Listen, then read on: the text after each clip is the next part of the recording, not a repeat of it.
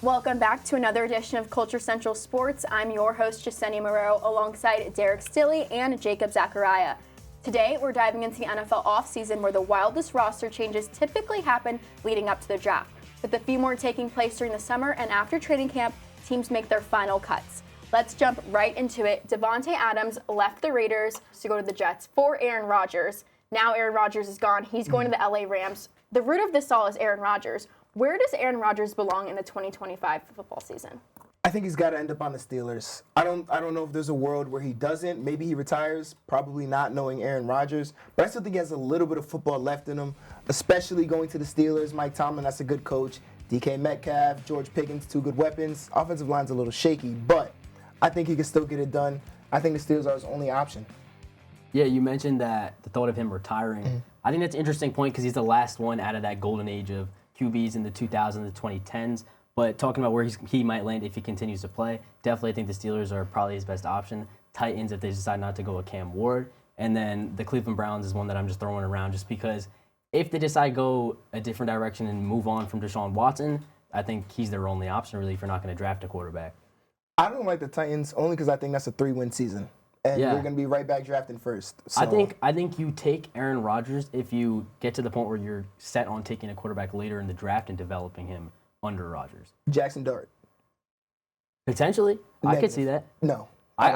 There's a world where the Titans decide that they want to take a defensive player off the board first and they decide to go with Aaron Rodgers as a placeholder for the season because you're not going to win this season We'll get back to the Titans in a few, but with all these different trades happening, roster changes, which one stood out to you the most, Jacob? For me, I definitely went with Dre Greenlaw. The Broncos decided to steal two of the Niners' best players defensively.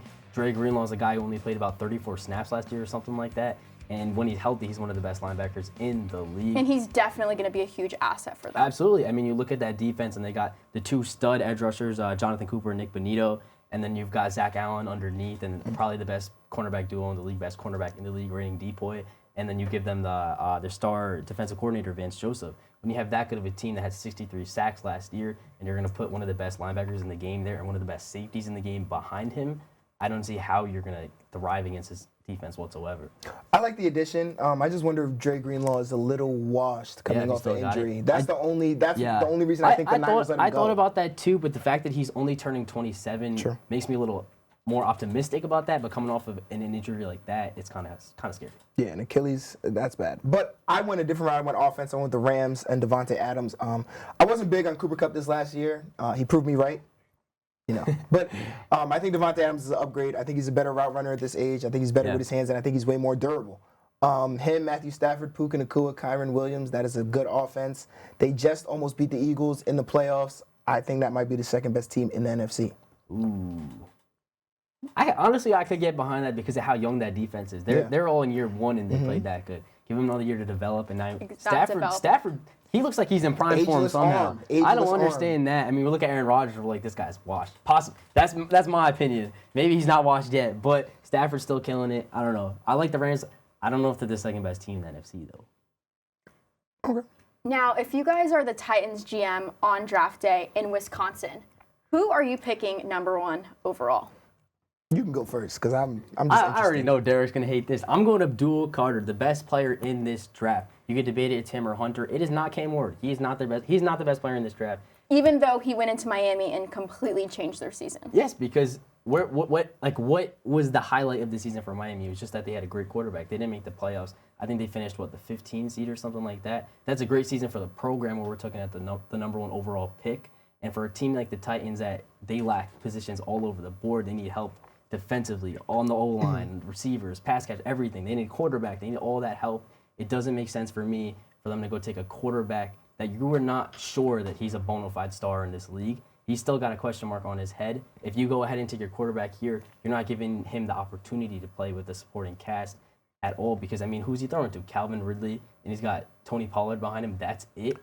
I think if you go and you round out this defense by taking Abdul Carter, who's most likely going to be one of the best edge rushers in this league by what it looks like. I think he's a certain Pro Bowler in year one. I like Abdul Carter at the number one pick. I think he's the best player here. I don't think Cam Ward is going to push you to the playoffs this year. You're not expected to win. Go take the best player on the board. Derrick, you had a couple faces when he said all that about Cam Ward. I want to hear all about it. I disagree.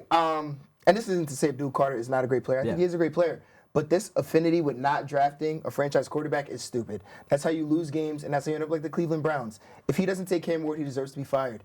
I'm standing on that. I don't understand why you don't take the best quarterback available when you have no quarterback of the future.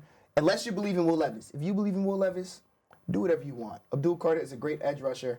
However, the Browns did the same thing and drafted Myles Garrett and have 0 playoff wins. Really they quick. might have won. But They we might can have look won. at that Fact both check me. ways because you mentioned that the Titans head coach will get fired if he doesn't draft Cam Ward. What happened with Zach Wilson? He got his head coach, his GM, his offensive, 3 different offensive coordinators fired. Look at Justin Fields. He's bounced around a couple times. Now he's on his 3rd team. The quarterbacks don't always work out that high. If they're not that good of a prospect, it's always Really a hit or quick miss. though, you said Titans for Abdul. Yeah, Leaving Will Levis there. Can Will Levis change his name? absolutely not. Negative. Negative. That's a bad player. I respect. So he will not be lasting in the league very long. I'm not gonna say that. Backups. He's better than Mason Rudolph. There's a lot of players better than Mason Rudolph.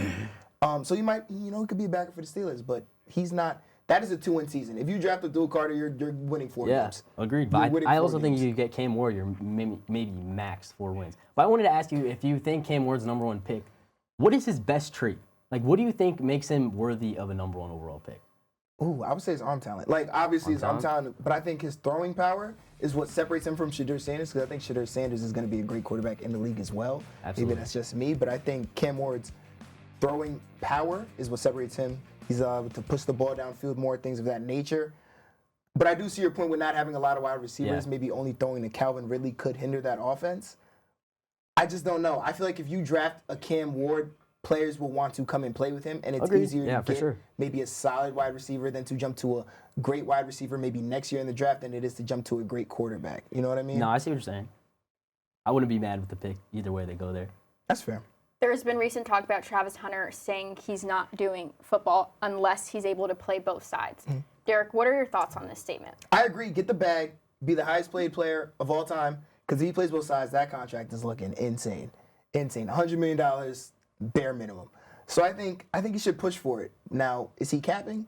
Probably. He's probably going to play corner and then like a couple packages of wide receiver or vice versa. I think it'll both work out for him because he's really talented. What team do you think he could play both sides for? All 32. Yeah, agreed. Maybe minus the Eagles because he would be wide receiver 3. But all 32, literally. Yeah, just real quick, I wanted to talk about his point there with him playing both sides of the ball. I think for him, it's got to be about that money. You're gonna go play wide receiver in this league. That's where the money's at. I think that's where he's gonna end up playing. That's true. Lastly, looking at the bottom 2 picks, Chiefs, Eagles, who do they need after just having such successful seasons? The Eagles don't need anybody because they still have Jalen Hurts. Let's start there.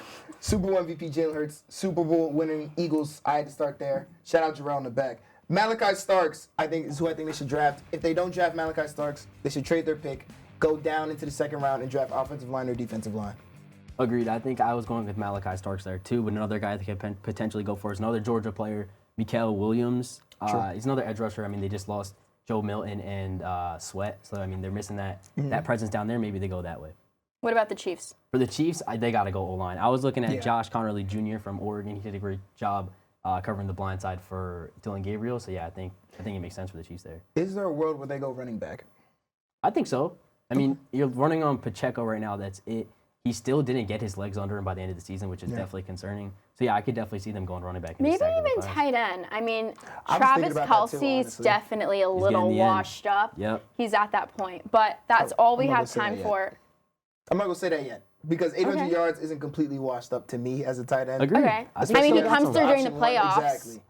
We got to see him with a healthy Rice, with a healthy Rasheed Rice, and Agreed. a second Agreed. year This worthy. is true. Yeah. Second year worthy is something Yeah. I'm really excited for. But that's all we have time for today, and that wraps up for another edition of Culture Central Sports. Thanks for tuning in and getting into all the offseason and future moves with us. As always, stay tuned for more content from us.